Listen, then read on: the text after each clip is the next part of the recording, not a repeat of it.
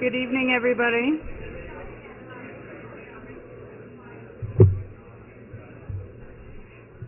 I'm Isla Berman, the Director of Architecture at CCA, and it's with great pleasure that I'm able to introduce Adriaan Geuze from the Netherlands as our lecturer this evening. I had noted previously in Charles Waldheim's lecture that in 2011 we'll be launching a new graduate program in urban design and landscape, and that a number of our lecturers this year are dedicated to this. And I also might add that our new program will be an interdisciplinary program between urban design and landscape, and it's specifically inspired by practices such as Westgate, the one you're about to see this evening.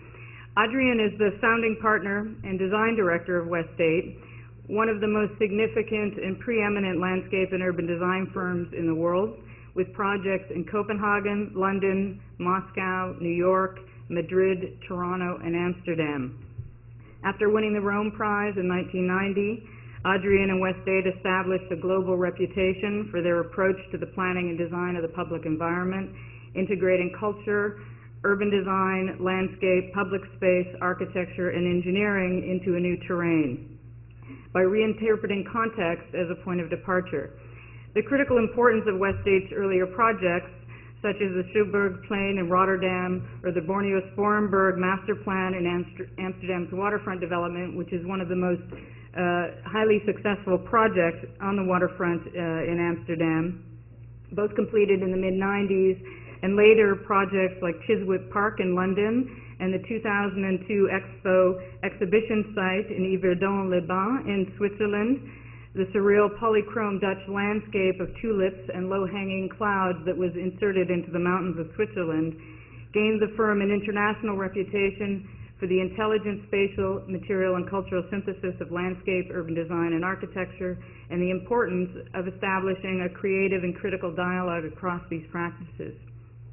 It's perhaps not surprising that the best synthesis of landscape and urbanism might evolve from within the Netherlands, a flat country emerging from swampland where 50% of the polder landscape still remains below sea level, a fragile terrain supporting a population density that's 100 times that of America, and where extreme environmental challenges and the organization and the building of the landscape itself would not only be a precursor to the making of any form of architecture, but would itself become a highly architectural act.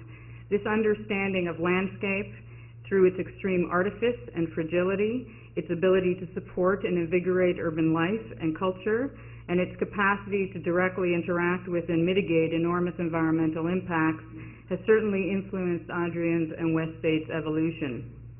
A firm that we could say has probably had the single largest impact on increasing the awareness of the profession of landscape architecture and its importance across the globe. And I will let Adriaan himself explain the importance of the enormous inflatable cows on the cover of his 2008 monograph published by Burkhauser, which is importantly tied to this notion of landscape. Westgate and Adriaan Geuze have received numerous awards for their work, among them the Dutch Maaskant Award, the Rosa Barba First European Landscape Prize, and the Veronica Rudge Green Prize for Urban Design. Adriaan has also been a visiting professor at Harvard University since 1994. He was a professor of architecture at the Delft University of Technology in the Netherlands.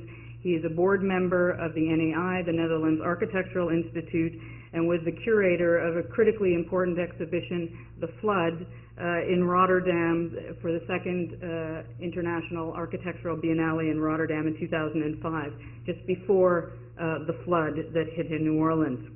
We are extremely fortunate to have Adriaan Geuze here this evening with us. Please join me in welcoming Adriaan.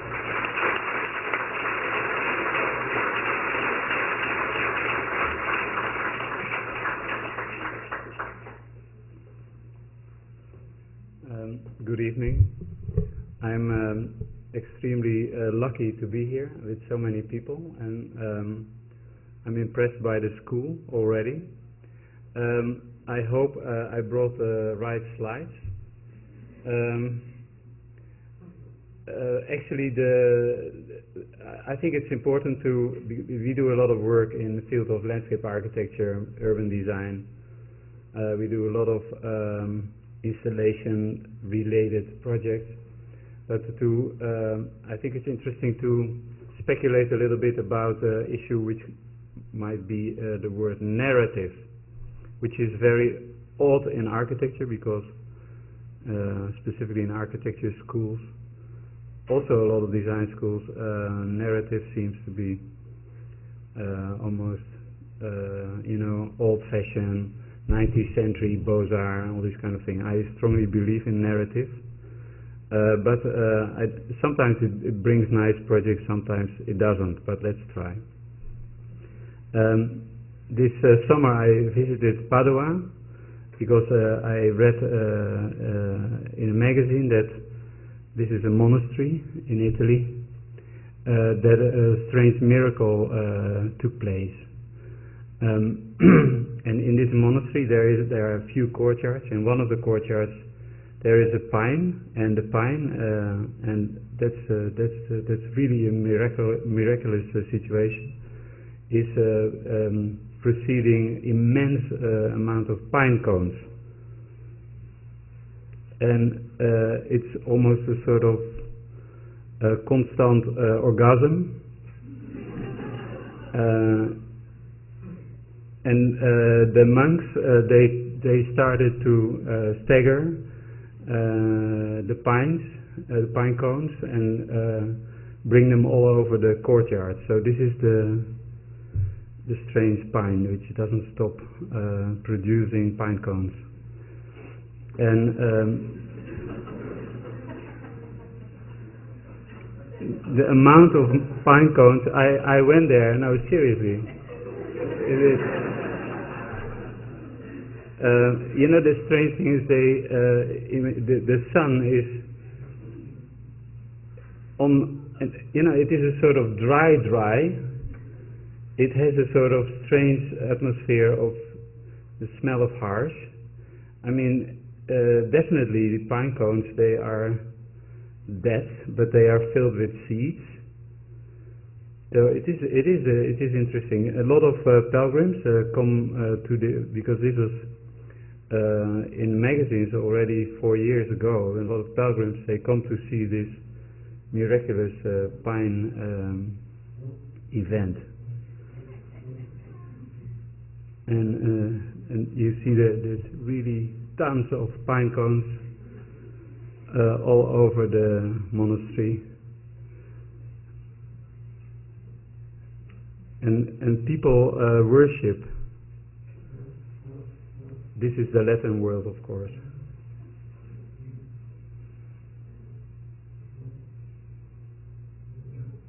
Okay.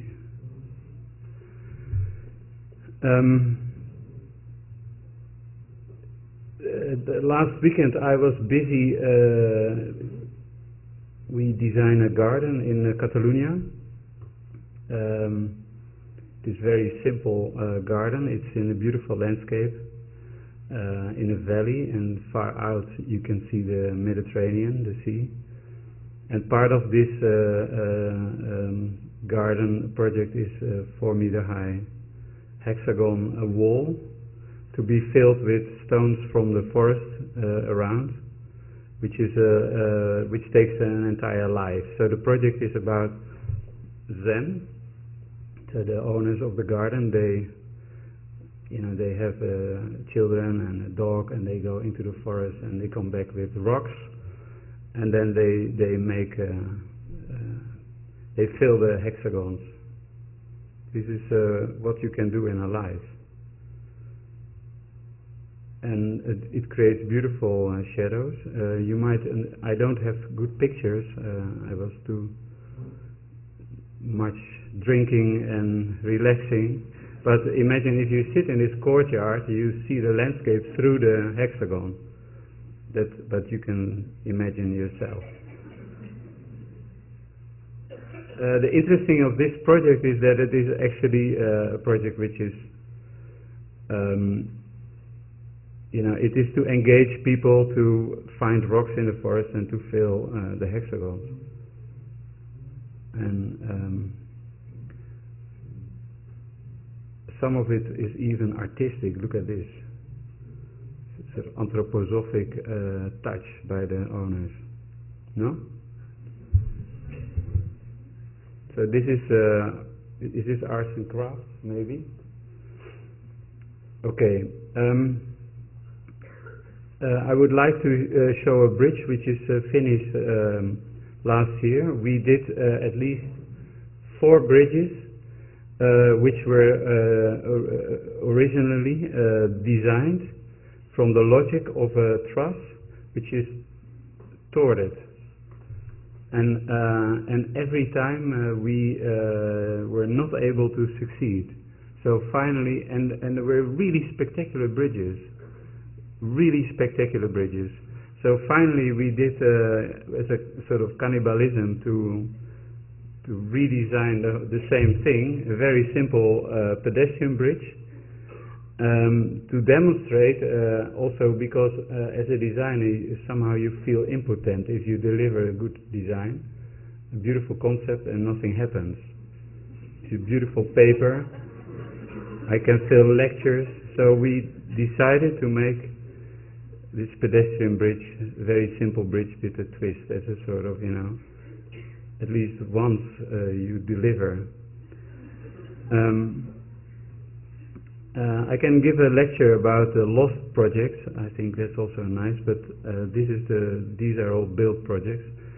The bridge was tendered. It was finished as a design. Here you see the maquette. It spans a water, approximately 50 meter, 60 meter span over the water. And the interesting thing about the bridge is that, and I think that is a design that makes design so interesting, that we are looking for subtleties. So you can easily think that that you do this, but that will not deliver good design. So here we see the bridge is not it's not square, it is a rectangle, and in the twist in the middle it is higher, so construction wise it even makes sense. It's very efficient, but it's not, the bridge deck is independent from the skin, so the bridge deck is with a little arc. It makes the bridge a little bit more interesting. And our hypothesis of this is that if you bicycle, you go in speed in the bridge and you orient yourself on the bridge, then you end, you know, in an angle. So you drive like this.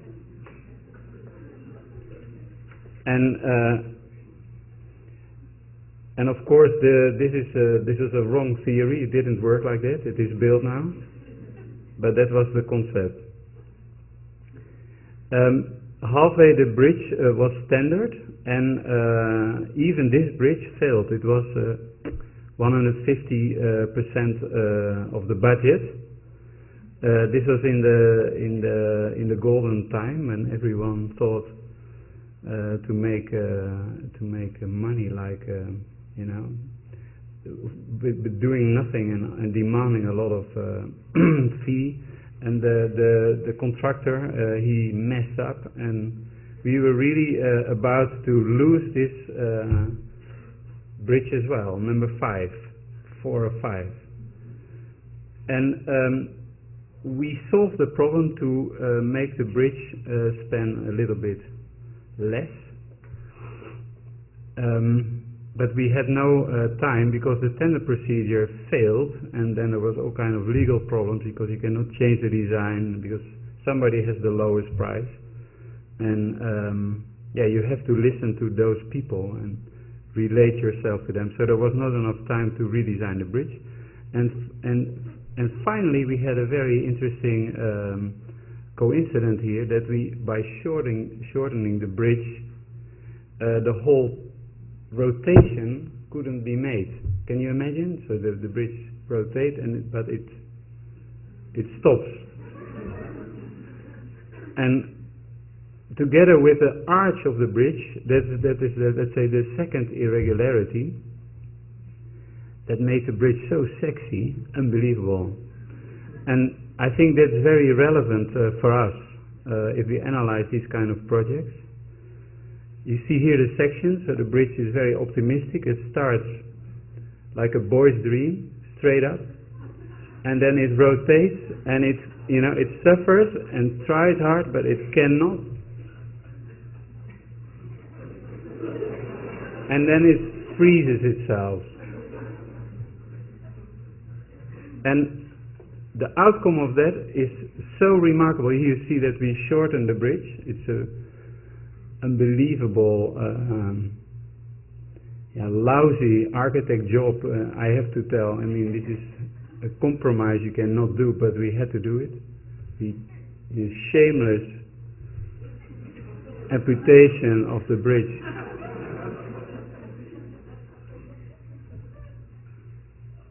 And this is the effect. And this is so unbelievable. I'm always happy if I go there. I often go to see the bridge just to see the bridge which could not rotate. The euphoria of rotation is also based, on the baluster of the balustrade. And we fell in love with the bridge. Then again, we failed because the bridge could not be built for the second time, and the contractor, because he wanted to construct in a very expensive place nearby, because it was already late in the season, they could not make the bridge outside anymore. And then we designed, this is a free design, as a solution from containers, let's say like your school, a hangar, to build a bridge, a temporary building. And the funny thing is that this building was very successful. It was, for me, even more interesting than the bridge itself. And the contractor made a lot of money out of this, because he sold this with a lot of profit. So we had amputated bridge, and we failed twice to deliver, and then this was the project actually. The hangar, do you see? It is in the Meadowlands, and there it's a Belgian contractor, and he made the bridge. Wonderful people. You see how simple it starts, the bridge, and then the rotation. It looks like almost wrecked. And the painting, it was all done in winter. A lot of engineering to move the bridge into position and to hang it over the water and to open it. Also the line of the lens is very nice. I think it is really nice. It's a wonderful bridge. Actually, I'm very happy with the bridge. It's a beautiful design. This is my son, the blue guy.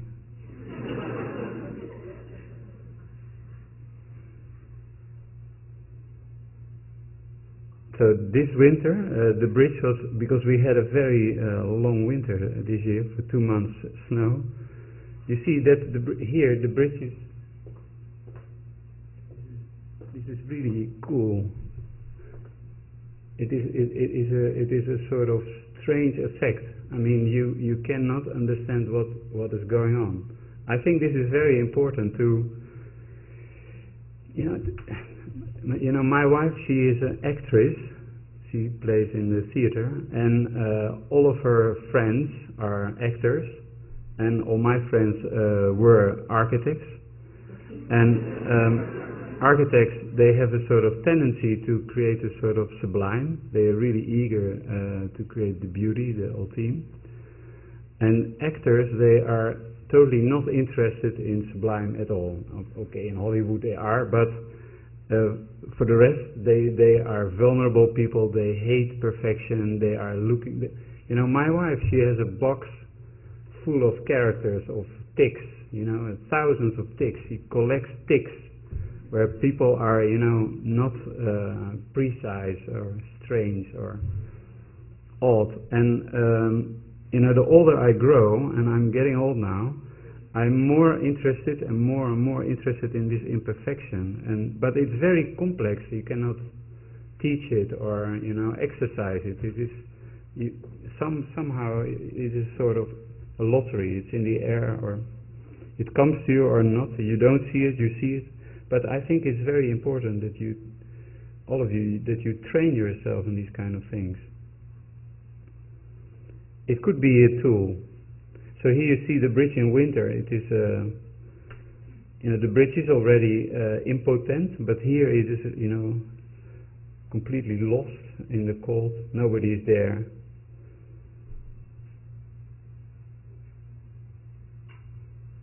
Look at this.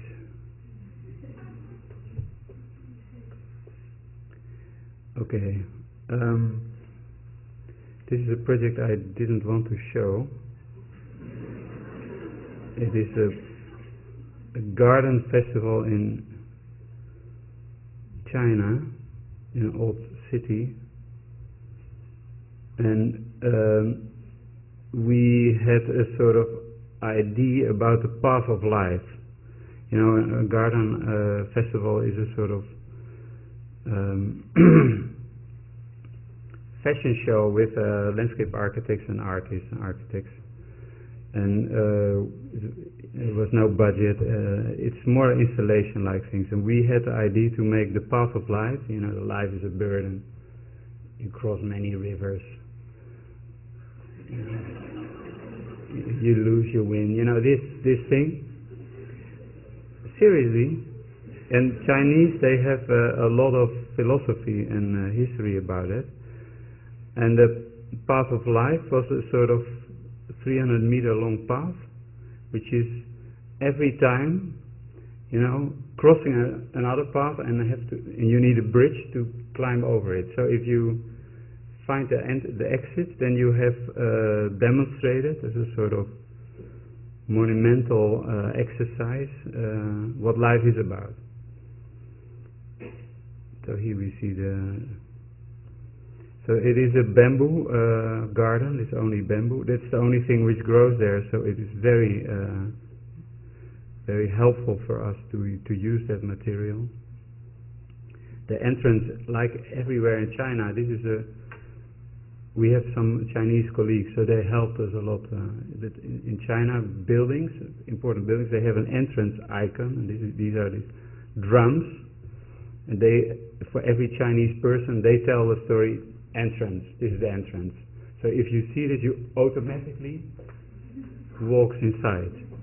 So we took those as well. This is not a very bright idea, but I think it's very much, dealing with the human culture, with understanding, make things simple, and then you enter the path of life, and you see many bridges. We designed a bridge which could fit in the budget. We designed half a bridge, and then we put them together from concrete. We studied arches. There's a lot of theory in China about the arch and the parabolic shape. Is this the perfect arch? I mean, this is important. So we have several ones. Here they are. They are massive concrete with a texture of bamboo and then epoxy color red on it. And at the moment we are building these icons in the garden. The rail detail is a very simple project. Okay. This is the introduction. Are there questions? It is, you think it is not a lecture, but it is a lecture. But for me, it is complex being jet lagged, but to share a sort of with you, the hesitation, the irony, the humor, the imperfection. But it might become more clear afterwards and we are at the bar. Next. Okay, you're a quiet audience, by the way. We did a project in London.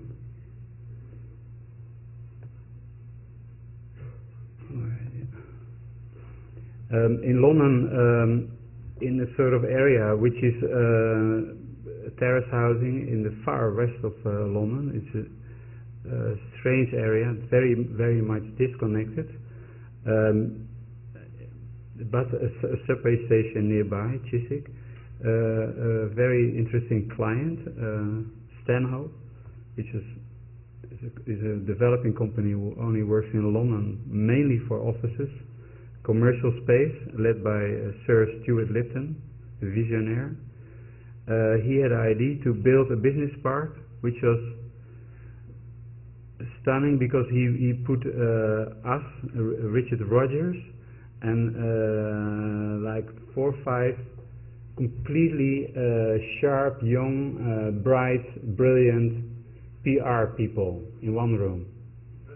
And they came with the idea for him that the concept of this business park, because business parks are, you know, they are born in America and they are campus related, and then there is a golf course, and they were brought in England, and then from England they are all around in Europe.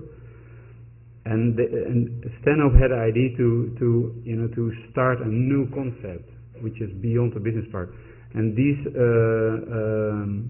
these kids came with the idea, thank God it's Monday. So they made a sort of storyline like happy to work, this kind of unbelievable, direction the project went. And the concept was to make a sort of working environment which is mainly for rent, with all kind of facilities like a daycare. You could bring your dog over there. They do everything for you. They buy tickets, they book flights. You have hotel facilities. You could have a secretary. So they had a sort of idea, come to this place, it's so nice to live, good food, Italian chefs. We organize events every day during the seasons. We engage school classes. The thank God it's Monday concept really became, you wanted to be there. And the client, he was very stubborn to deliver the project in 1 year. So he had the idea. We design it. We make a PR concept. We sell it. We create a website. We build it. All the buildings with Richard Rogers, and the landscape and the layout by us.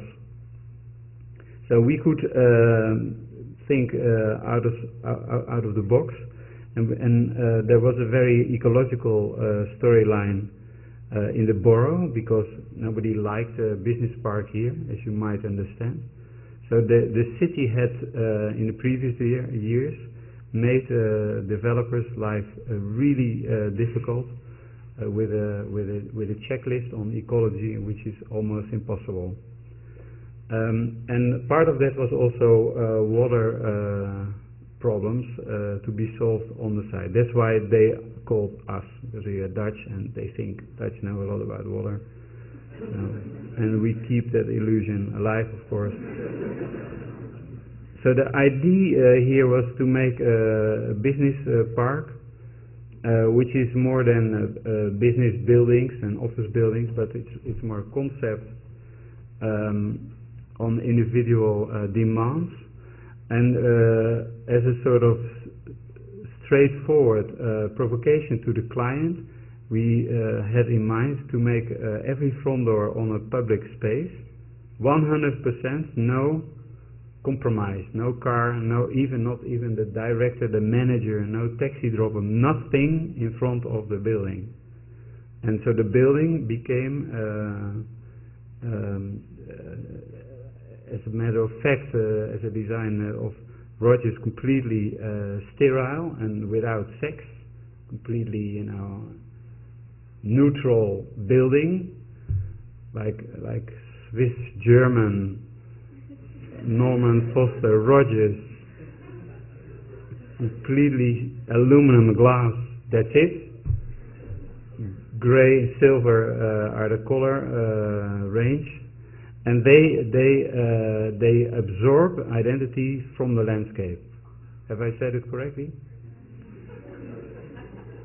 So the landscape triggers something, because the building doesn't, the building is just a building.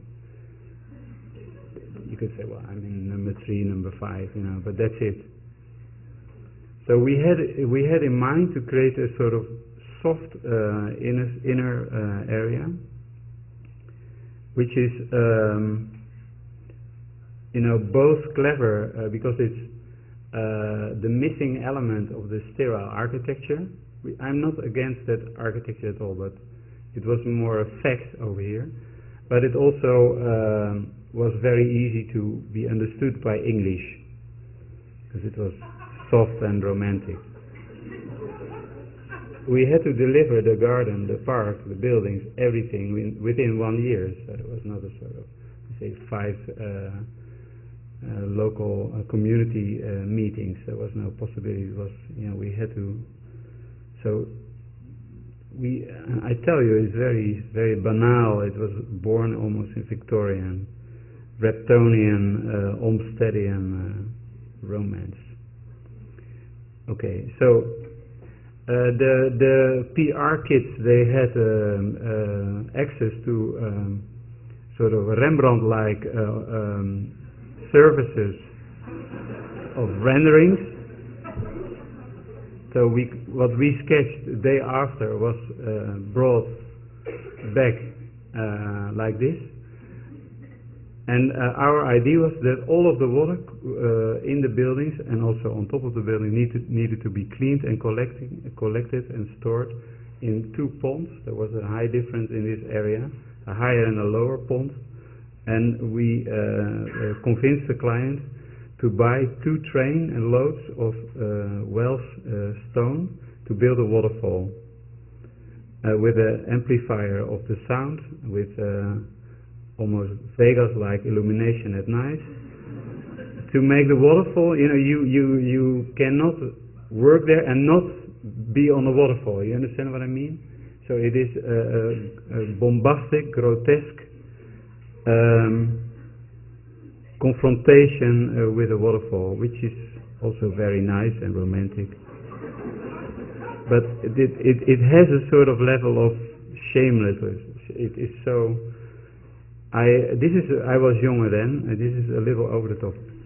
We then designed the whole thing in cypresses, European cypresses, and of course the English, they didn't buy that.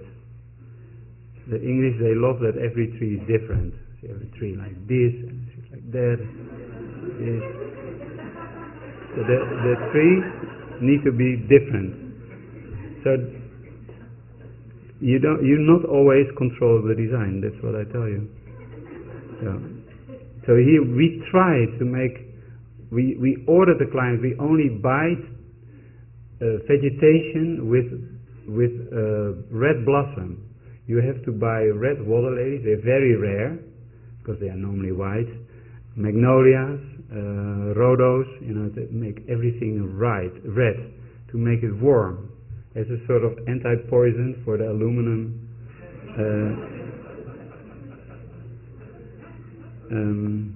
temples, and also to add, and that's why the cypresses were very clever, because in Europe they have a tendency to be a sort of evergreen. They are not, because it's a cold winter, they drop all the leaves, but. So, and this is the whole thing is built. We had to design 5 times a plaza. Finally, it was designed as a sport ground and realized. And here you see the sort of the approach of the marketing people. They had a yellow website and yellow billboards. Everything was yellow. Even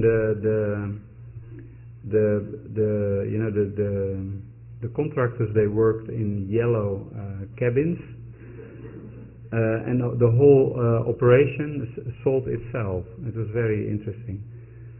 So you see some of the cedars are there, but then in the middle you see beautifully they lose the leaves. They're really nice, but due to English preoccupation, we had a sort of mix of trees which more or less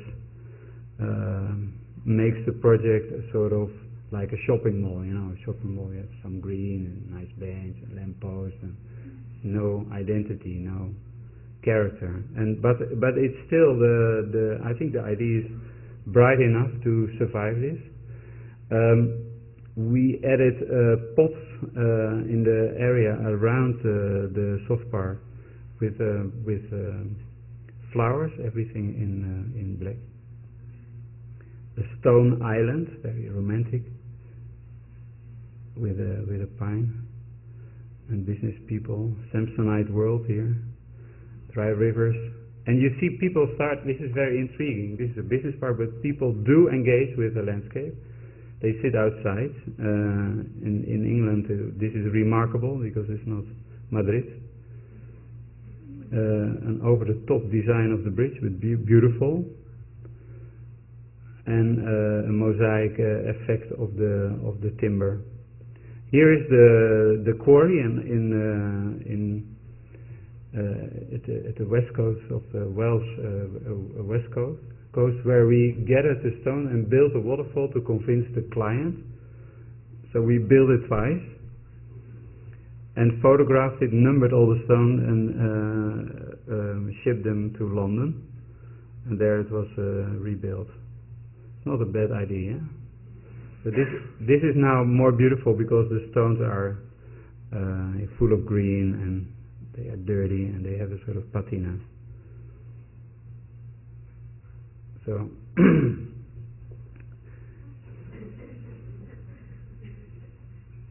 Yverdon, we did a competition for Yverdon. Switzerland organized a World Expo on 5 sites. One was on a lake, Lake Neuchâtel. No, Lake Yverdon, and near Neuchâtel, and we won that competition. Our site, which needed to have pavilions, had a concept that there was no architecture, so we said we built the entire exhibition from media and from landscape. And this is on a sporting ground. It was also temporary. It needed to be dismantled. Could only stand for a year. So we built it with gravel and wood and timber. You know, most of the work was executed by the army, the Swiss army. And the concept was very easy. We made hills with flowers, like a sort of Dutch, deeper. This is DNA. I cannot change that. And a cloud, like the paintings of the Dutch 17th century painters. They perform very well on designing, sculpting, painting clouds. So clouds, tulips. That's the Dutch landscape. And the question is, and this is an exercise: can you make a Dutch landscape in Switzerland? Actually, that was the whole story behind it. We won the competition, and then we asked Dillis Cafidio to design the cloud. They more or less, rewrite the history, but we ordered them to design a cloud. It's that simple. In the lake.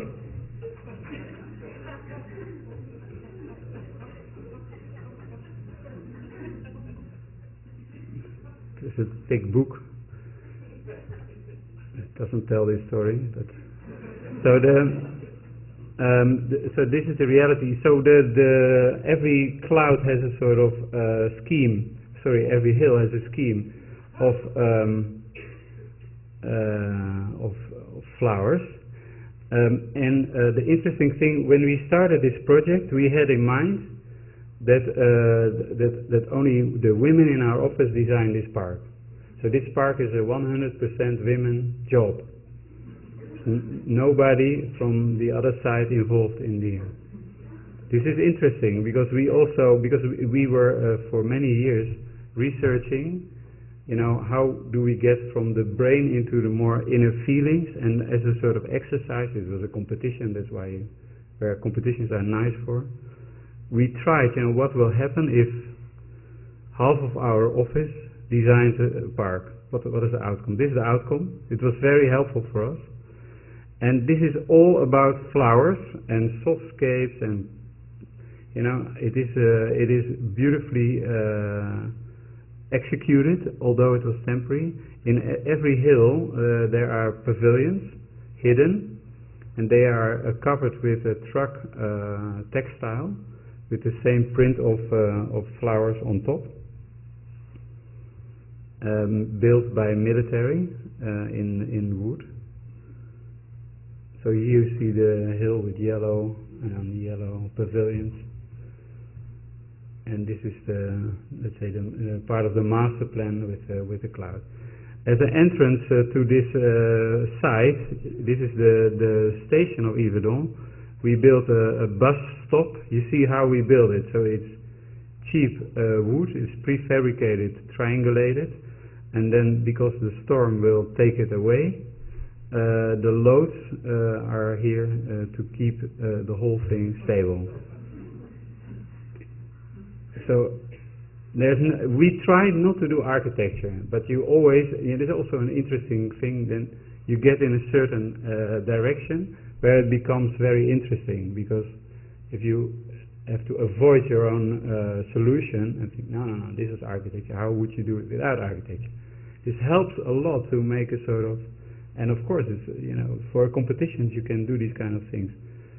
So this is the station building, temporary, with a line of flowers bringing you to the site, geraniums, and then you arrive on the expo site. I do this quick, where a Swiss architect we collaborated with made one pavilion as architecture, because they didn't want to be in flower and they wanted architecture, but they did a good job, I think. And you see all the hills and the bombardment of flower. I do this very quick because otherwise you don't understand the effect.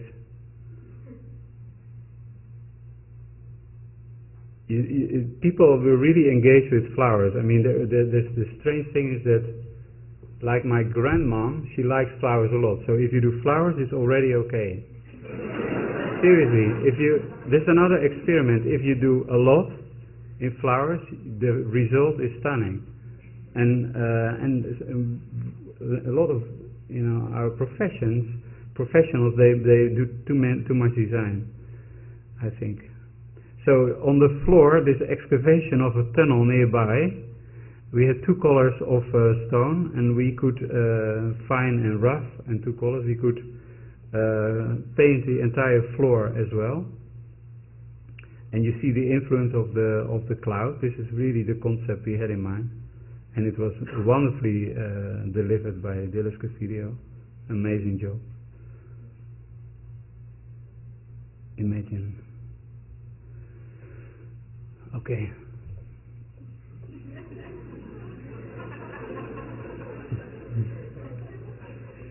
Questions?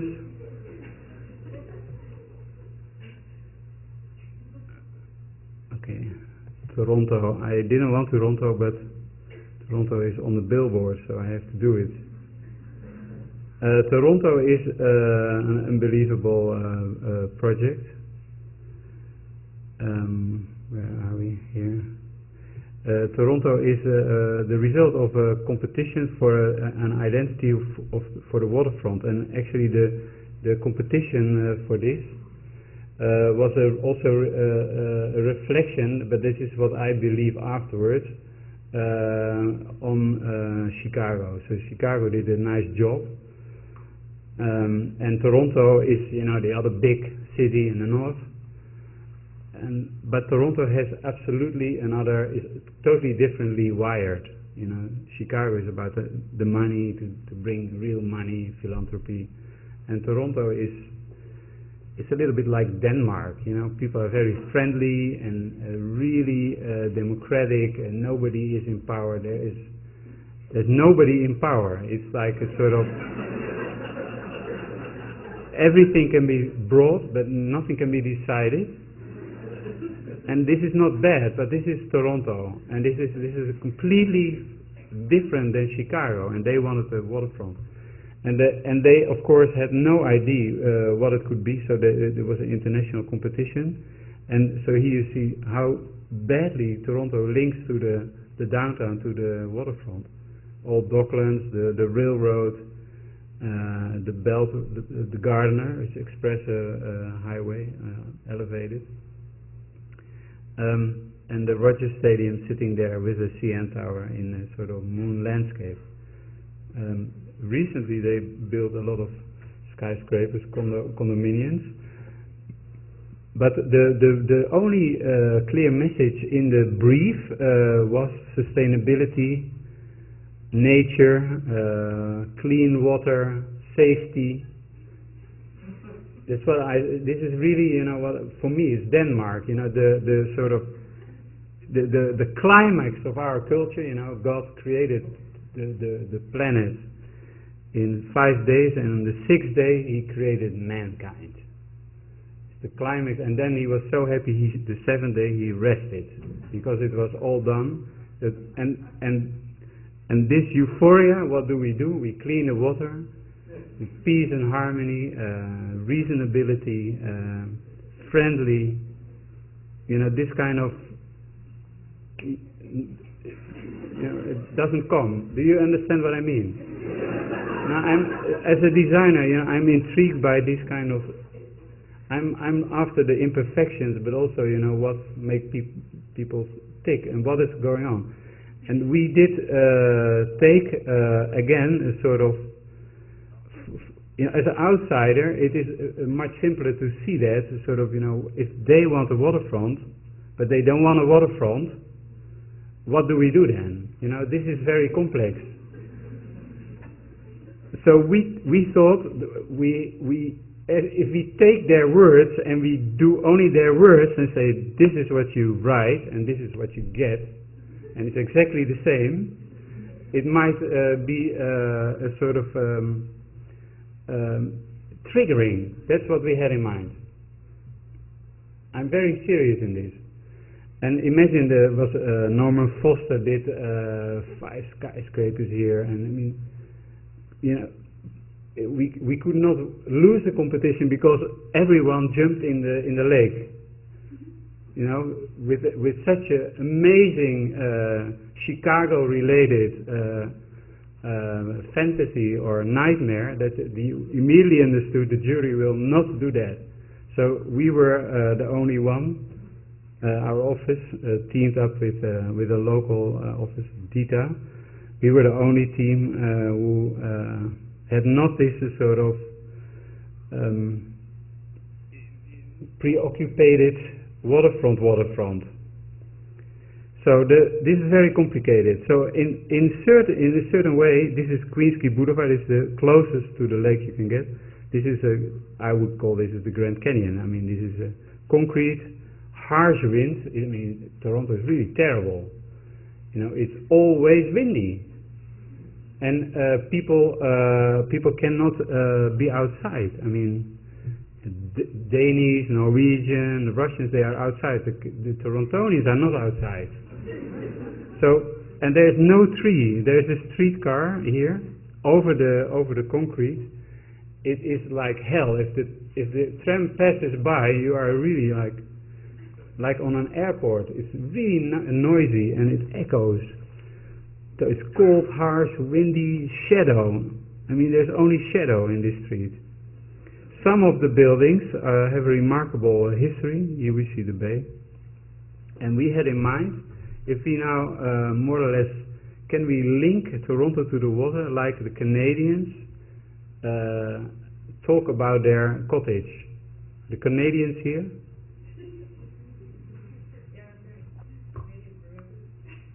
So the Muskoka chair, the tires, the foreground tree, is a very interesting thing. So we went there to see the landscape and to think about, what is this clean water, peace and harmony? What is this? What is this?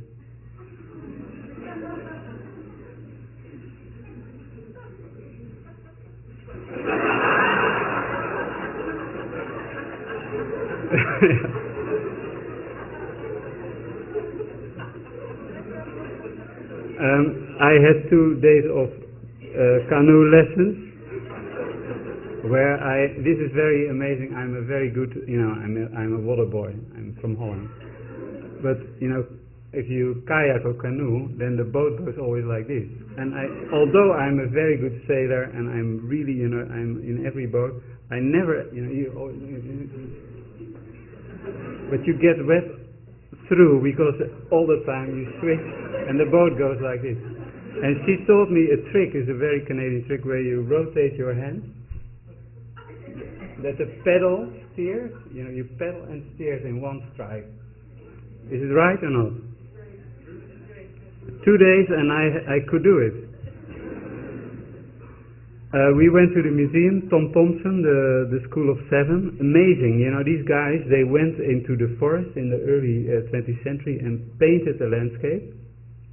And believe me or not, in every Canadian house, on the toilet, in every Canadian school, there are these calendars or pictures of the School of Seven. So they preoccupied the Canadians. If you ask a Canadian, what is nature? This is nature. So the culture, the understanding of nature, the perception, is framed by the artist. This is very logic, Okay, amazing. You have to go see these paintings. It is really stunning what they did. I mean, in Europe, nobody knows these paintings. Look at this. This is a white pine. Tom Thompson painted this pine about 4 or 5 times, so you can see it in different years. We went to the archives. I mean, this is not so far from here, I believe. And we thought, is there a chance that we can link Toronto from this kind of logic, the Canadian logic, to the water? You might think that I'm very banal, bombastic guy, but this took a month to to get closer to what Canadians are, what they are, and we designed the waterfront, and we brought a sort of very simple trick. So we created like 4 or 5 laws for the water, not really designed. One is that all of the waterfront should be planted with trees which are big, huge, and that means they have a root space, which is never the case in Toronto, because there's only root space for like cherry trees or like a sort of reasonable, local community tree, instead of a Canadian tree. So we told the people, if you are serious with green and waterfront, we plant Canadian trees, maples, elms, poplars, big ones. We don't necessarily plant them big, but they grow big. And we don't do a little, we do a lot. We only use wood and granite. Let's make it wood and granite. So we have a foreground of trees. You are sheltered from the harsh wind and the sun and the heat in the summer, and timber. I mean, this is very Western, East Coast, Canadian, American. All the furniture, even the lamppost, in wood. And then we figured out, this is also remarkable, when we were there, because we went there often to understand Canadians. And in the bay there were always 2 boats with scientists, and they catching fish and measure them all day. They are just monitoring the habitat, and this is the pike, and you see if a pike is this big, it means there is good clear water. Logic, because it's a predator, they need, they need clear water to catch the other fish, and so if the predator is okay, that is a very good. So we went with them on the boat for a day to understand underwater habitat, look at the fish. And the restoration of the bay, which is a larger program, we took the restoration of the bay on board, and also and this is a sketch we made, a floating shallow water area, so a mesh with vegetation floating in the water to be seen by the people in the CN Tower. And our design, and we did what the competition brief was about, was using the brief literally to create underwater habitat. So no American will do that. You have your precious tax money, you dump it in the water, you don't see it anymore. So to create artificial reefs and all kind of habitats in former docklands, which also help to stabilize quay walls. And then the next step is that we thought we just add a little glamour on top of it, so people are understanding, they read that the investment in the water is there. And seriously, there was in the last years investment of 40 million Canadian dollar in clear water and habitat. Invisible, invisible. The money is literally thrown in the water. So we create bridges and decks which start to perform that there is something underneath. Here you see what we work together with ecologists from the university and from the local office, and the serious design, we did not do that, of the underwater world, and we made decks on top, pontoons, and the mayor. So we won the competition, and the mayor immediately ordered for a new idea to make the connectivity along the water over the quays and crossing the slips with bridges. So we designed wooden bridges. Is there a prototype wooden bridge? That's the question. We thought there is, so we made all our bridges different but equal in detailing. And so we more or less create an identity from ecology, timber, trees, granite. Of course, there is a reason to the pedal, to add narrative, or the joint of the wood. So there is a lot of sympathy for design. It is not a dumb idea only, but we are trying to bring it on a level that people feel it from their inner, from inside, from their understanding, so there is, let's say, it is so natural and so common, but with a small twist, people understand and see it. Look at this bridge. Is this a beautiful bridge now? It's very simple, but the waves makes it really nice. So together with the end of the slip ends and the bridges, there is a sort of ballet which creates identity. In every slip, and there are about 12 of these, are different. And literally the city makes an address to the water with these bridges. We are, the most beautiful one is a Reese. We had in mind to change one of the docks into a kayak and canoe area for children and handicapped people. Because that's part of the Danish DNA. You design for handicapped people and for children. So you don't make a design, fantastic design, you make a design for handicapped people and children. And so we took that mindset, really like, this is the mindset, we're gonna do it like that. And they liked it. They really thought, this is our job, this is what we need, this is our identity. It was very interesting to have this dialogue. And they really felt, a little bit manipulated as well, because we are outsiders and tell them what to do as Canadians, which is very strange, almost like a therapy. So one of the docks we changed into this is sort of softer landscape with the Queensquay Boulevard at the end, and we made the bridge as a beaver dam. And then they didn't buy it. They said, bullshit, we don't do that. That's no-go. Well, we thought, this is an unbelievable nice design. This is really, you would give up all the bridges if you could afford this. So there, we went too far. Okay,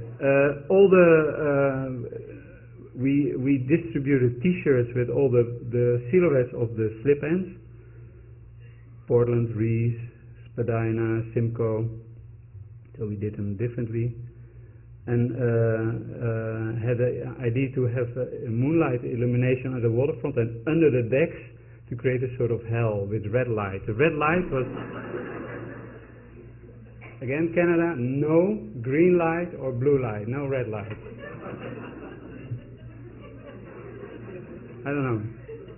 So there is this you can laugh about it, but we are really exploring where is this, what is the Toronto thing? And we came really close, but sometimes, they push back. But if you sum it up, it's not. It is actually what I said. So this is this is what it was. The Queensquay Boulevard, a guardrail. It's a little bit highway. This is where you celebrate the water, and there we designed. This was the first one to deliver, Spadina. We had in mind, this is very complicated for us because in Europe you can easily do this, but in North America you can be sued if somebody falls.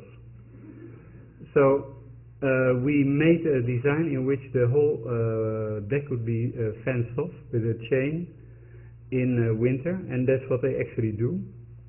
And everything is designed to code. So it is exactly on the edge of the code. But people don't understand how this can be done. But it's very interesting. And the funny thing is, these decks are so normal. Canadians immediately recognize and they love it, and it's like a magnet. People walk over Queensquay and then they do not pass without stepping on the decks. The decks are every day full of people. It is amazing. They become they're free built now. Immediately talk of the town. The mayor drills every deck the last fall.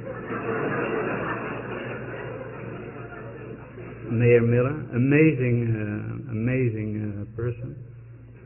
Unfortunately, he resigns this year. And the decks, one deck is Simcoe, which is a festival area in the heart of the waterfront. Is totally out of logic, and everyone wants to be there. And although you see that the waves are fenced off, people step over it and be there. So it's an amphitheater. There's a boat lounge at the Reese, and the blue light instead of the red. The benches. I go through this. This is illumination. Then the climax of the waterfront will be Parliament. You have to remember this word, Parliament. Parliament is in the far east, East Bayfront. There will be an amazing investment program for stormwater clearance. So the stormwater will be in tanks, buffered, and then it settles, and after treatment is with UV sunlight and artificial UV.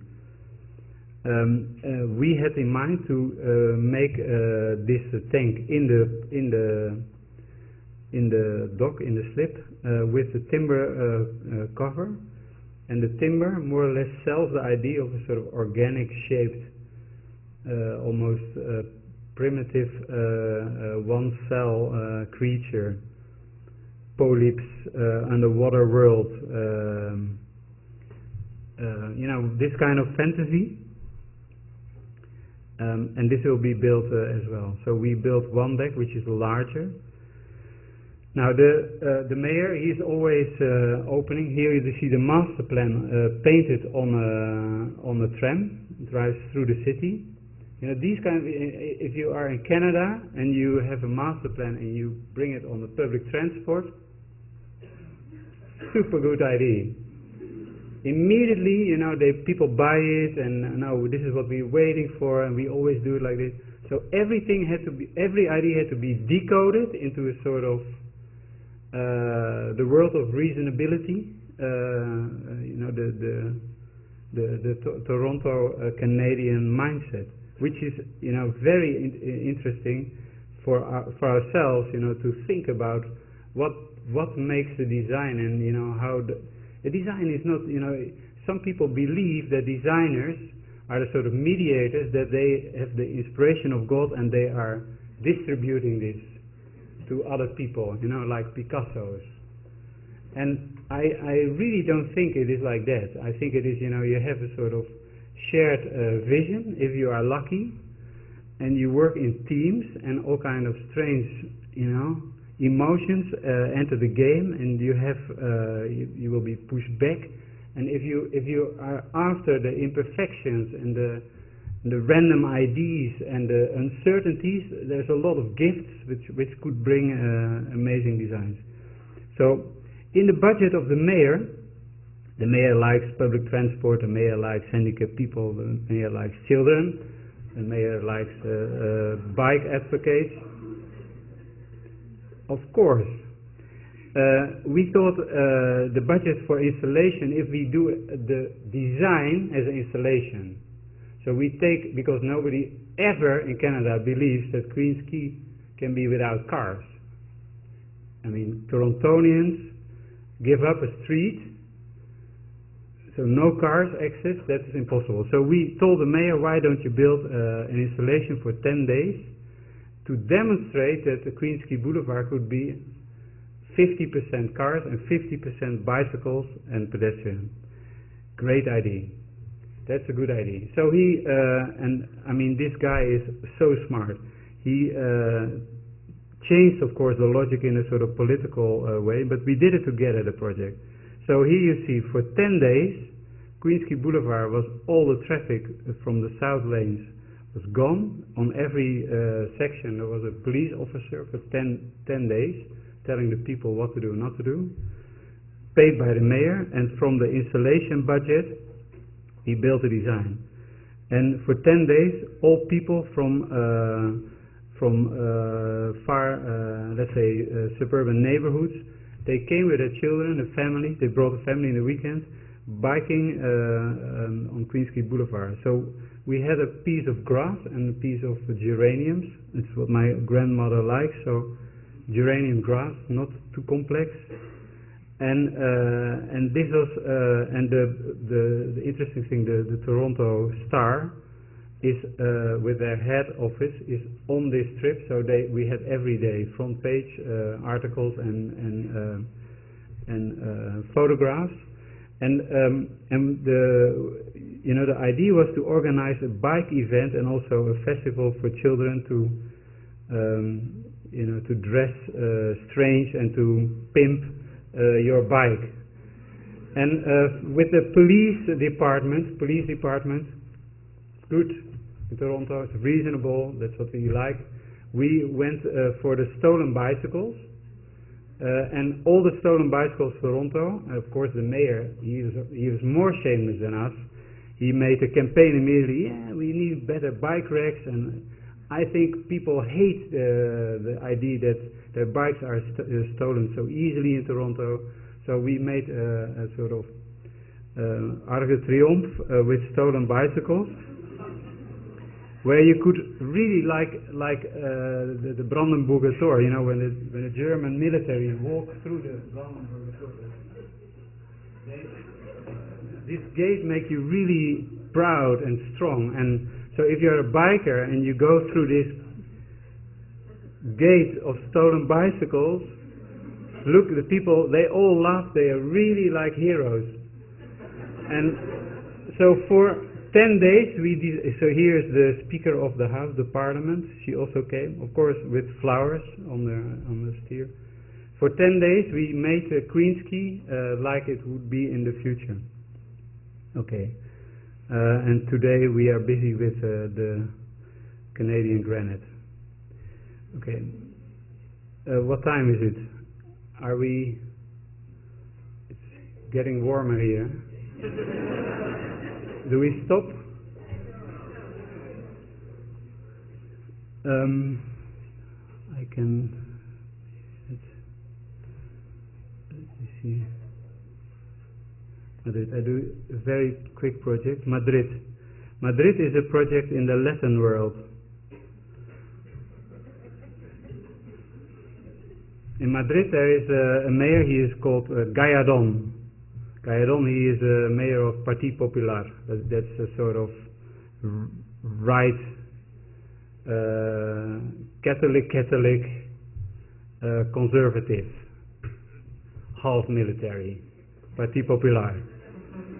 Aznar, who blamed the ETA for the attack in Madrid. I mean, this kind of, you can understand Spanish if you understand their history.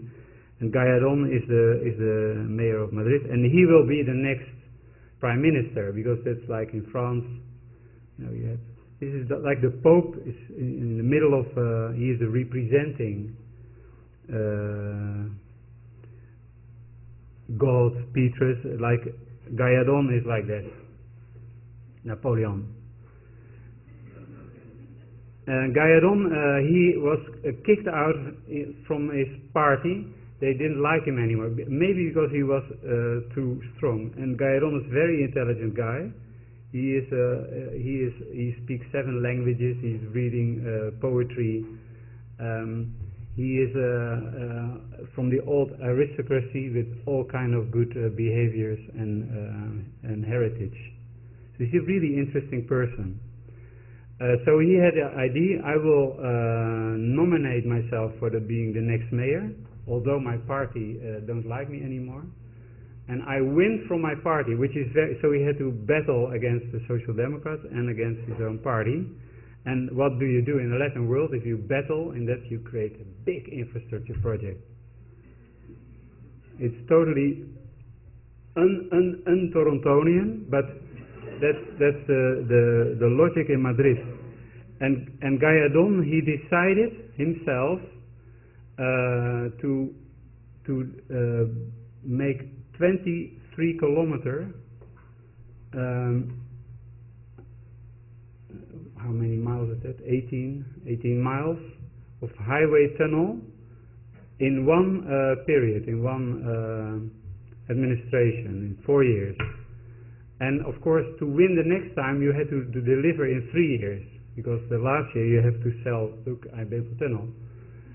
And this is Gallardón. So he decided, and this is 5 times the Big Dick in Boston, imagine. This is 5 times. And he decided.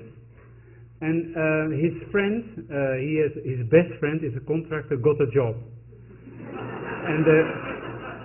And the logic is they understand each other. So Gallardón knows they deliver, and there will be no bullshit about, we need more money, or, the planning failed. So there is a logic. And they built so many tunnels, they could not even design the tunnels. So when they built inside, the tunnels miss each other.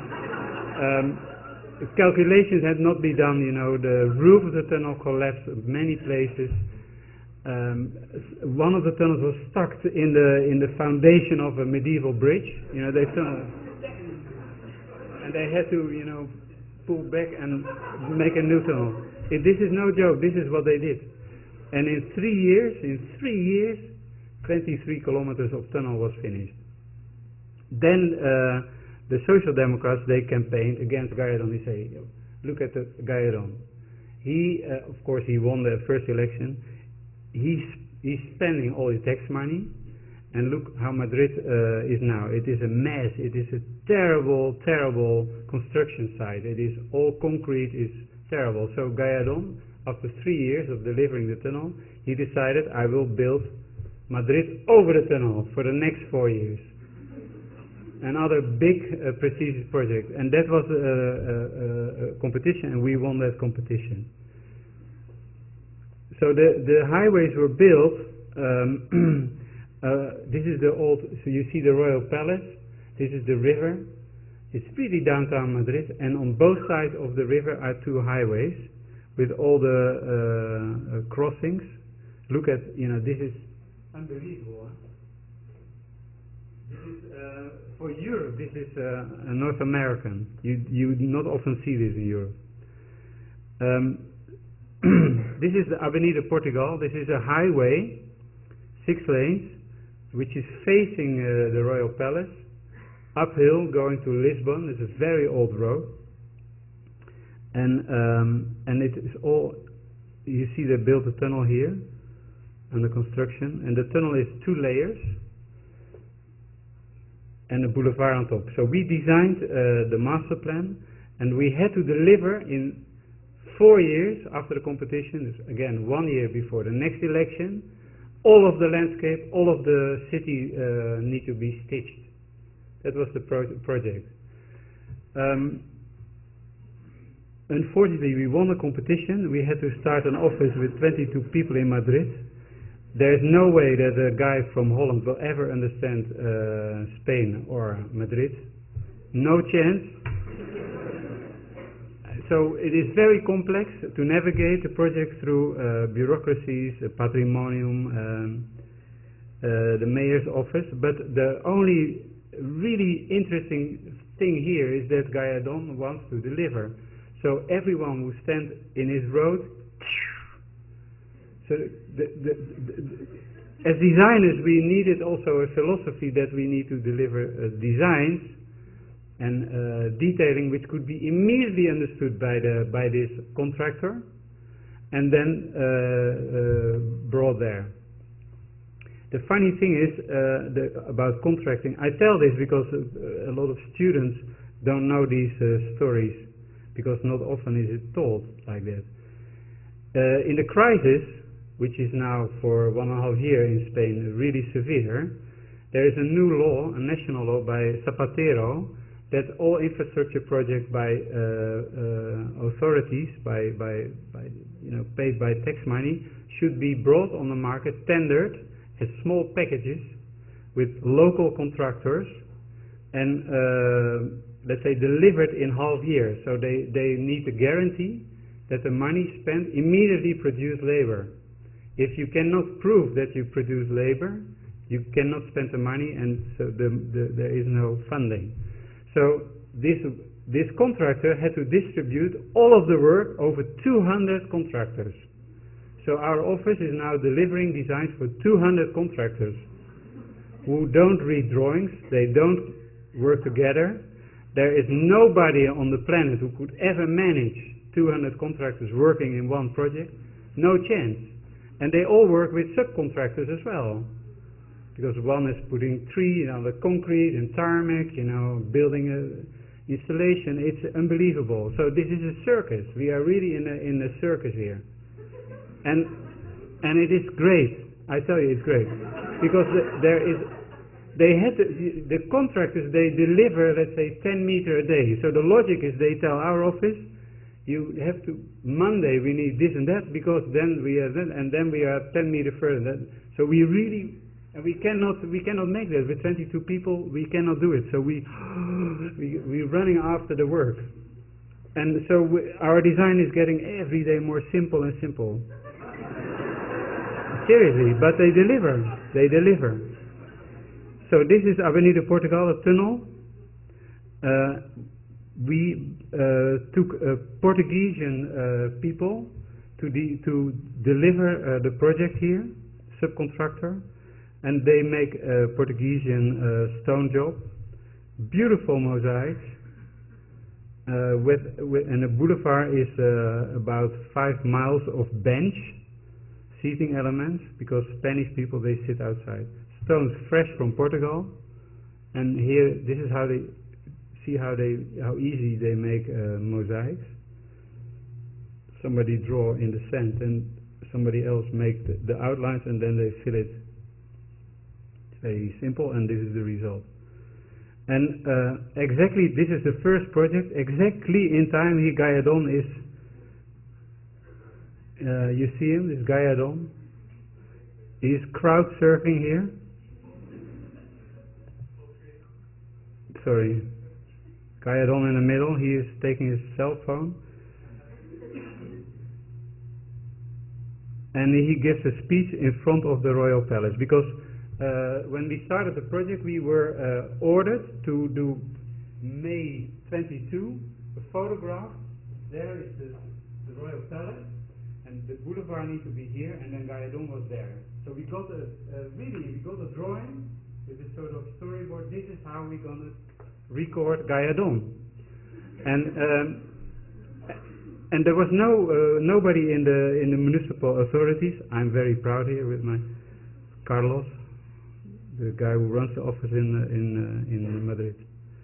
The ventilation shafts, they were not to be designed, they were already there, so we cladded them with ceramics. You see the entrance of the tunnel, the top layer. And the next project was the park.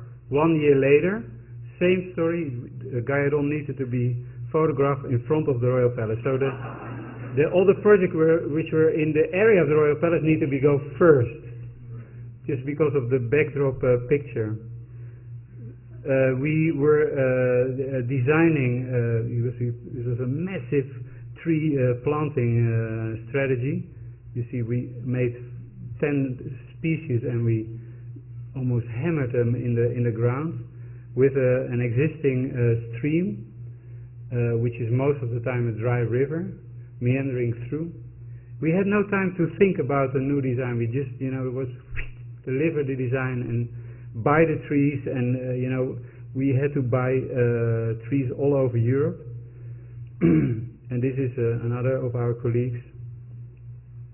And we made the design more specific due to the fact that the way they were planted that was, I think, a very strong impression. The stream ends in a grotto.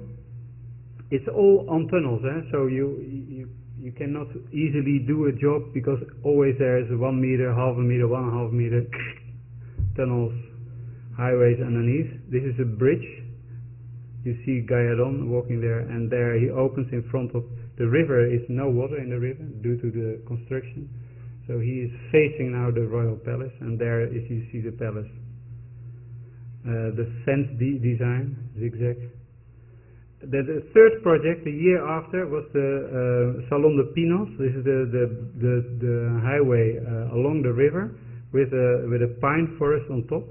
We tried to buy pines from the mountains, which were normally the nurseries they throw away these pines because they are not straight. So they are, let's say, the dancing pines, and we designed from a sort of logic of bullfight weapons, a supporter in cast steel, really sexy, I believe, and it's supporting all the trees. And then from Italy, Holland, Denmark, Spain, France, pines are planted. Most of them are not straight planted, so they are already, falling apart on top of the tunnel. And Salon de Pinos is already in place, and immediately there is a massive attack of people. The Spanish people, they parade and they show off. It's very popular. It's very simple design. Then now we are starting at the point of the Toledo Bridge, which is a 13th century bridge, to make a parterre on the river. You see how many highways and things are here. They will all be in tunnels, and we will design this. We restored an old bridge near the palace. We built a pedestrian bridge of the remains of an old highway bridge. You see, it just saved it from being demolished. Here you see the bridge with Salon de Pinos walking over the bridge, and this is such a good project.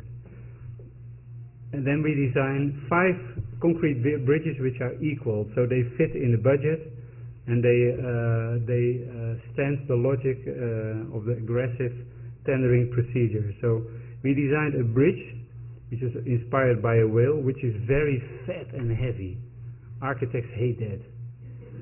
So the bridge is concrete and bold, and it will be black and dirty and imperfect. And this shell, which is 50 meters over the river, pedestrian bridges, this shell inside is gold. It glooms like a pharaoh. Can you imagine? So it is very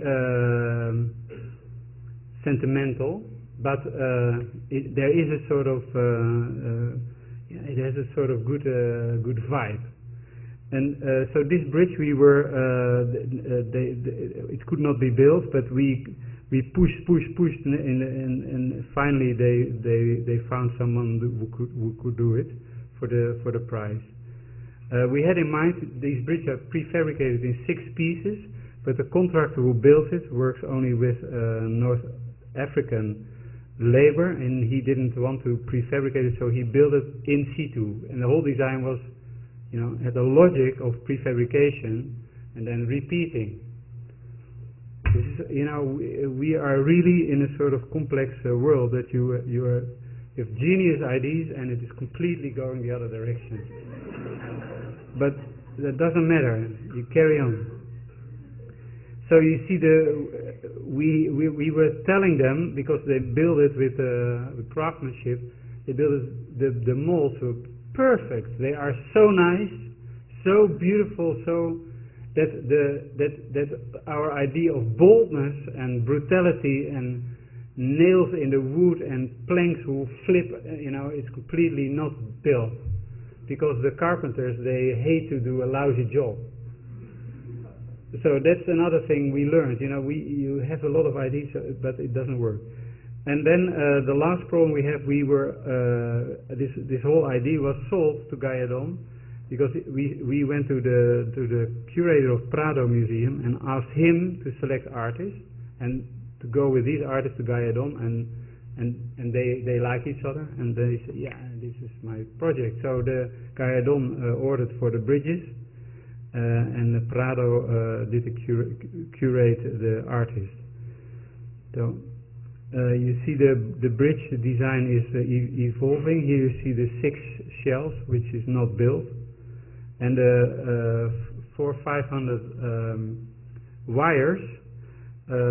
Well, we have approximately 200 at the end. So the distance between the wires is too large, so we had to design a rail, unfortunately. And we were busy for about 4 months to design a rail, which is now extremely hysterically designed, super slick. Yeah, this is really like, you cannot understand how it's almost like a Porsche, Every curve is so in cast aluminum. Look at this, isn't that great? So the finish, and then the bridge is built in the river. So they built a scaffolding and built a bridge without deck. Amazing job. And then this is when they lift up. You see the concrete comes out pretty regular. Normally they have to fill the whole mold in once, because they cannot stop working. They work also at night. Spectacular project. And here you see the bridge born. What interesting thing is that people start also walking over the thing. And that was also on purpose. purpose, we had the idea that this bridge is a sort of, it communicates, it has a dialogue with people, and you want this kind of, you want to do these kind of things. I go quick here. We are here solving details of which could not be controlled by the contractors with aluminum elements. And the bridges are now, this is what they are today. So they are finishing the job. They're putting the rails. So the filling points for the concrete, we designed gabali, so wild pigs. So all the filling points are, and then the artist, he hated gold. He said gold is no way. So, and he was selected by the director of Prado. So I could not, get him from the job. So we worked with him, and the final result is a sort of fresco. He wanted to do this with photographs from aluminum, so we pushed him in the direction of tiles, because it's much more Spanish and it lasts forever. And now people, monks, they make these pictures with pinsets. Isn't this a great job? And this is what, if you go to Madrid, you should pass by. Of course, this is very dirty, but it will be really bright. But you see, the blue is not enough in contrast with the rough concrete, I believe. Who am I? Okay. I stop now with a project in America, which is Miami. We are happy to work for the New World Symphony, which is an organization. It's actually a music school for musicians. And they, with private funds, the best of what Americans are after, they ordered Frank Gehry to build a new school. It's a school of about $200 million. Beautiful design. It's one of the best Frank Gehry ever made. There's a box, really a big shoe box, and inside it is Bilbao.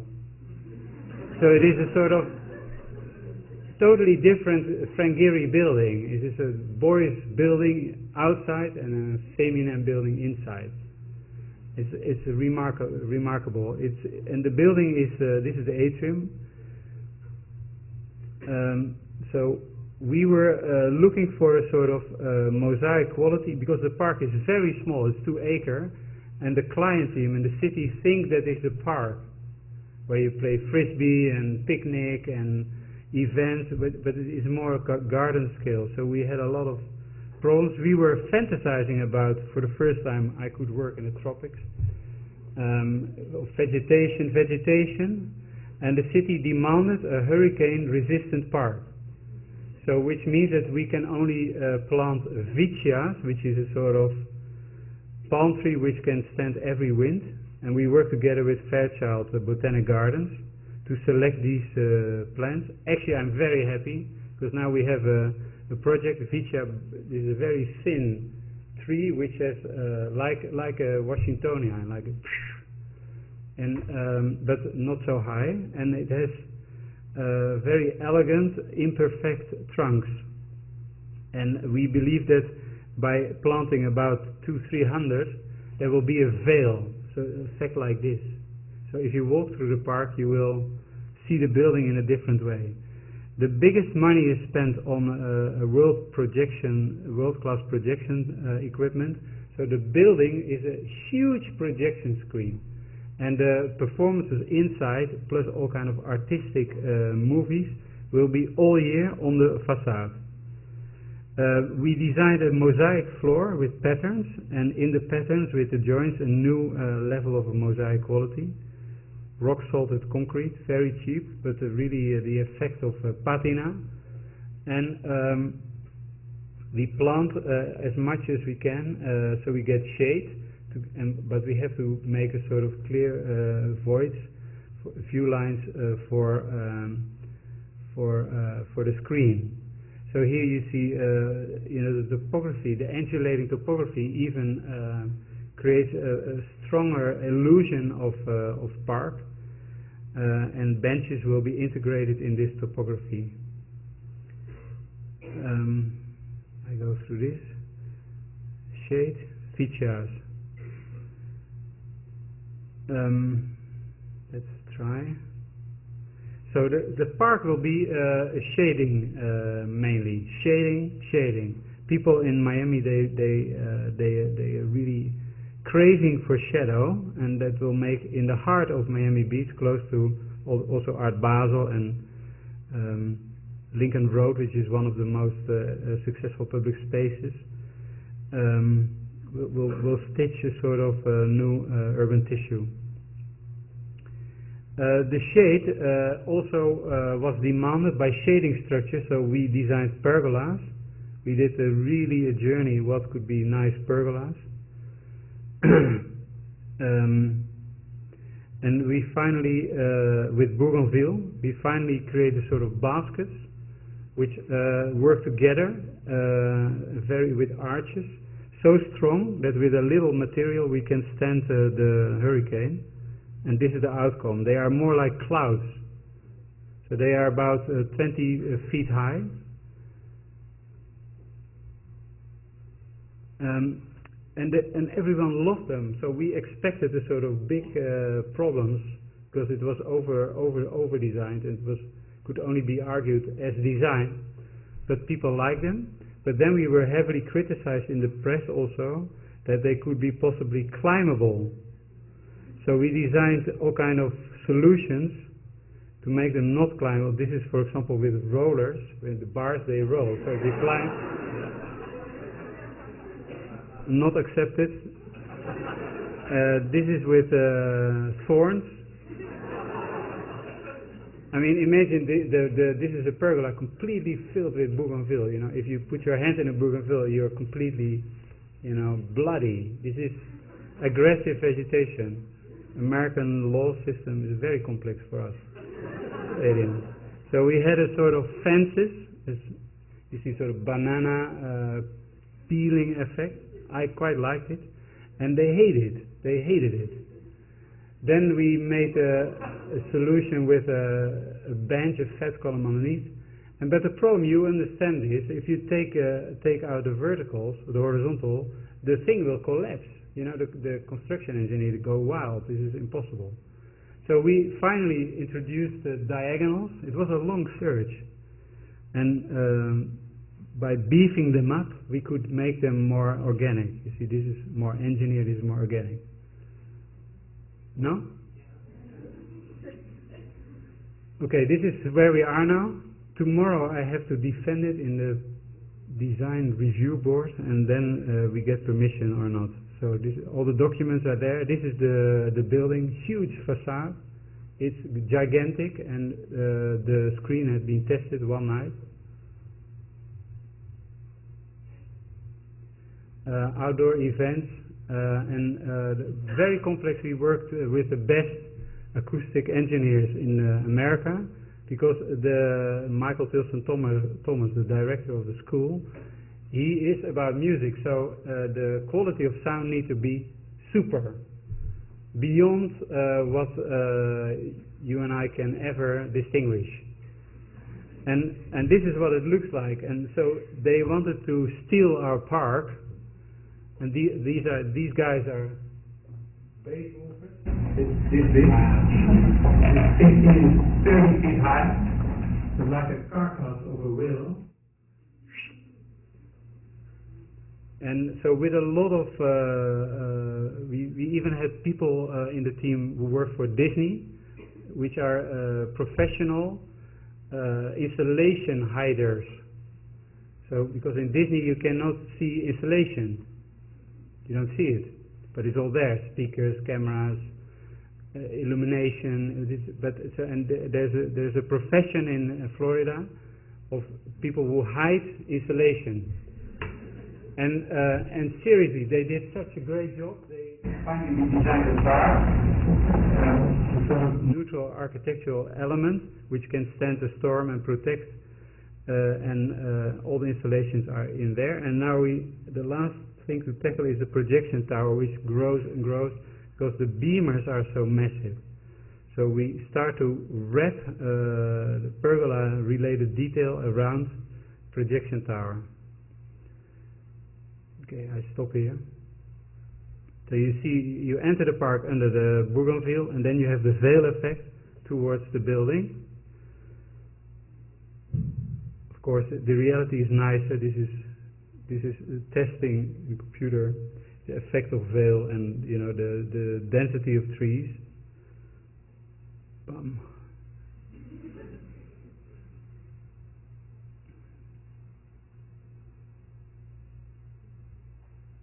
Okay, there's another one.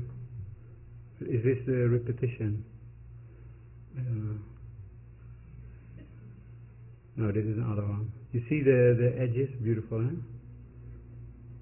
So imagine the paths are white, the grass is green, so the patchwork, the mosaic quality is really there but not visible in the drawing. The entrance of the building. Okay. What's the landscape architecture about, actually, is the question.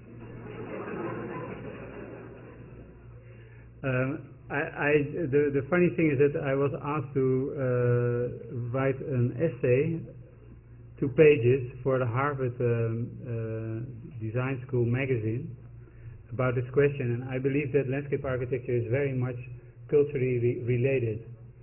So, for example, because people, Homo sapiens, is very strong rooted in nature, and you cannot ignore that. We are monkeys, can't help, and we have 40,000 years of evolution in our cells. And the strange thing is that this occupation with nature, how you understand nature, is very much culturally made. So Japanese, they totally distinguish themselves how they see nature from English people, for example, or French, like Dutch. So I think the problem with landscape is different than architecture. Landscape architecture is very much a cultural thing. It is a mentality. What I explained about Toronto, for example, I think part of Canadian understanding of nature is that there is a sort of idea, that there is a sort of mighty nature which was painted in the 20th century, and that's what they think is nature. Close to wilderness, temperate wilderness. Americans think about wilderness. Dutch, they create nature. Germans, they don't touch nature because nature is holy, like for the British. So it's very complex to distinguish a sort of identity for landscape architecture due to this. For me, as a Dutch, a landscape is to be made. So it's here in your fingers, you can make it, which is very Dutch. So it brings me, we had a sort of, our early designs were some were received crits, like we were fantastic and so out of the box, and I was astonished because for me it was very Dutch. So I thought, we just do what we always do. This is not contemporary, whatever. We brought nature and landscape from a sort of Dutch perspective. And in America this was seen as avant-garde. I thought it was more farmer related. Seriously, so this is funny thing about landscape architecture. Yeah. I'm really interested in the Toronto project, and we started to talk about narrative. In the Toronto project, in that case, the narrative was these cultural attributes around perception of nature. Are there other projects where a kind of places cultural identity is that strong you can identify those attributes to use them as a sort of narrative in your design? Yes, sometimes you can do this. Is that a good answer?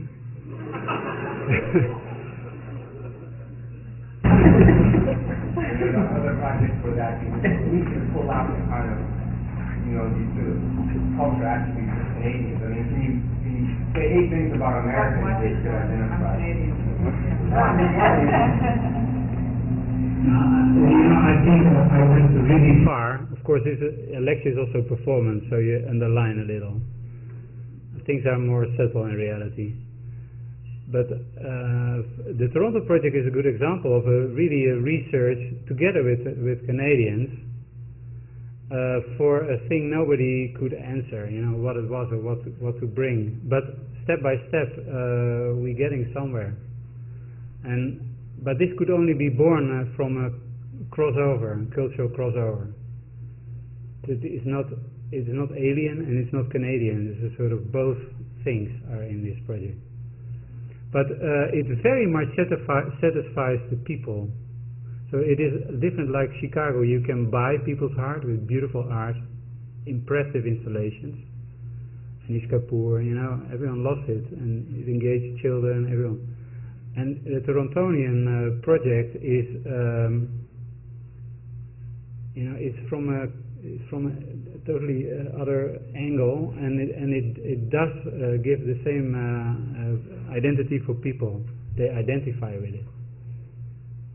I think this is amazing. We could not have foreseen this. Yeah. Some of the earlier work, like Schiphol and the island, the shuttle, dealt with a little bit ecological scenarios, kind of ecological promiscuity. Are there any sort of new projects where you're dealing with fertility and those issues? Yeah. We even just finished the project with William McDonough. So I was really in a hardcore cradle environment. A huge housing project of Amsterdam, extension in the lake. No, I think these things are interesting. I didn't show them today.